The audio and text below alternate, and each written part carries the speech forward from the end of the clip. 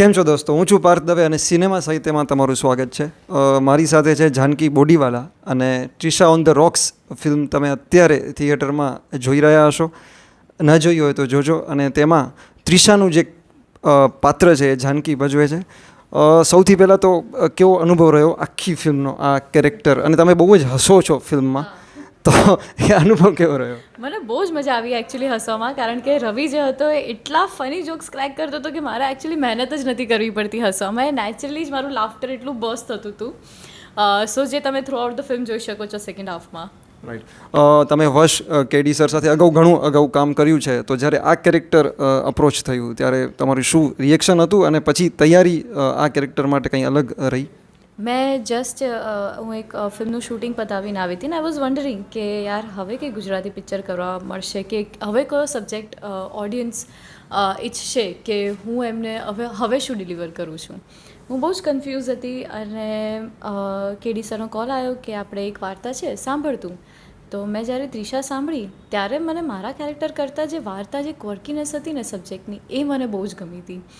કે બુટલેગરનો સબ્જેક્ટ આજે, અરે વાહ, આવું કોણ વિચારી શકે છે કે આવા સબ્જેક્ટ પર આપણે એક પિક્ચર બનાવીએ કે જે આટલા સારા ઘરની છોકરી એક બુટલેગર ના પ્રેમમાં પડી જાય છે અને ત્યાં એમની એક આખી વાર્તા છે. અને જે રીતે લખેલી છે, જે રીતે પ્રેઝન્ટેડ છે, આજનું યુથ ઇઝીલી કનેક્ટ કરી શકે છે એવી વાર્તા છે. સો મને એકચ્યુઅલી એ સ્ટોરી બહુ જ સારી રીતે ક્લિક કરી કે I was like up four it. I want to do this script. Okay. Script અને પછી જે સેકન્ડ, એટલે જે બીજો મને લાગે છે ભાગ છે, જે ડાન્સ સિક્વન્સ છે, જેના ઉપર વધારે, એટલે જે ફર્સ્ટ હાફમાં છે, તો એના માટેની તૈયારી કે તમે પહેલેથી ડાન્સ કરો છો? લકીલી મારો જે પાર્ટનર હતો રવિ ગોહિલ, એ બહુ સારો ડાન્સર છે. તો એ જે રીતે ગ્રાસ્પ કરતો હતો બધા મૂવ્સ અને બધું, તો એ મને પણ ઇઝી પડતું હતું, કારણ કે સાલસામાં જનરલી જે મેલ હોય લીડ કરતો હોય, જે ફિમેલ હોય ને, એ જે that just have to follow the steps જે મેલ તમને લીડ કરતા હોય, તો એ જેટલું ઇઝીલી ગ્રાસ્પ કરતો હતો તો મને એટલું ઇઝી પડતું હતું એ પરફોર્મ કરવામાં. અને હી વોઝ સો હેલ્પફુલ કે જ્યારે ટ્વિસ્ટ અને બધા સ્પિન ને બધું કરતો હતો તો એટલું ધ્યાન રાખતો હતો કે મને કંઈ ના વાગે. So that made be more confident on screen to perform. અને એ અમારા ડિરેક્ટરનું ડ્રીમ સોંગ હતું. તો it was a responsibility for us to do our best કે એમની જે ડ્રીમ સોંગ છે, એમનું જે ડ્રીમ છે કે આટલા મોટા પડદા પર એમનું પોતાનું કમ્પોઝ કરેલું સોંગ છે, જેમાં અમને કાસ્ટ કર્યા, તો it was our responsibility to perform our best and give our 100% on screen.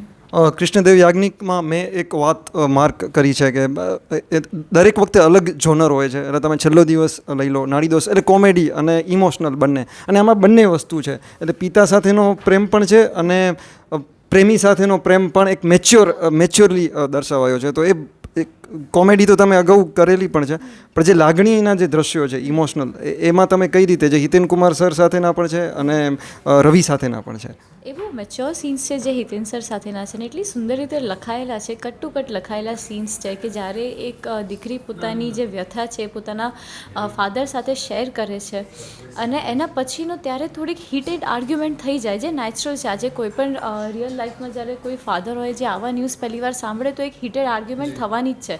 અને એના પછીનો એક શાંત સીન છે કે જ્યારે ફાધર ડોટર બંનેઓ જોડે બેસીને એ જે સિચ્યુએશન છે, હવે આને કઈ રીતે ટેકલ કરવી, કઈ રીતે હવે આગળ વધવું, શું તારું ડિસિઝન છે, અને એમાં એમનો જે ફૂલ સપોર્ટ આવે છે, એ બધી જે સીન્સ છે એ એકચ્યુઅલી ઓડિયન્સને પણ ખૂબ ગમી રહ્યા છે. અને અમે જ્યારે પરફોર્મ કરતા હતા ત્યારે અમને પણ ખૂબ મજા આવી રહી હતી એ પરફોર્મ કરવામાં.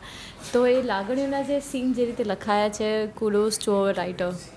લાસ્ટ પ્રશ્ન, આપણી અગાઉ વાત થયેલી કે તમે જે ફિલ્મ તમારી, જે આપણે આમ જોઈએ લિસ્ટ, તો બહુ અલગ અલગ જોનરની અને સરસ ફિલ્મો છે. તો એનું રીઝન તમે સ્ક્રિપ્ટ પસંદગી છે કે પછી આ ફિલ્મો મળે જ એવી છે? એનું રીઝન ખાલી એકમાત્ર કૃષ્ણદેવ યાજ્ઞિક છે, જે આવા અલગ અલગ સબ્જેક્ટ લખે છે અને એમાં એઝ એન એક્ટર મને વિચારે છે. તો એમના માટે હું ખૂબ ધન્યવાદ કહેવા માગું છું કે આજે ત્રિશા જેવી પણ પિક્ચર એમને મને ઓફર કરી. અને આઈ બી ઓલવેઝ થેન્કફુલ ટુ હિમ કે જે પણ તમે ફિલ્મો બાયોગ્રાફી જોઈ રહ્યા છો મારી, it is because of him. Yeah. અને એવું કયું જોનર છે જે તમારે હવે કરવું છે? ઘણા બધા ઓફકોર્સ હશે, પણ પેલું બબલી ગર્લ હોય એ આવી ગયું, વશ શેતાન એ આવી ગઈ. હું કહું છું ને, મને વાર્તા ક્લિક થવી જોઈએ. કેરેક્ટર કરતાં વધારે વાર્તા ક્લિક થાય ને પછી હું મારા કેરેક્ટર પર ધ્યાન આપીશ. તો એક અલગ પ્રકારની વાર્તા હું શોધી રહી છું, બસ. ત્રિશા ઓન ધ રોક્સ જોજો. Thank you.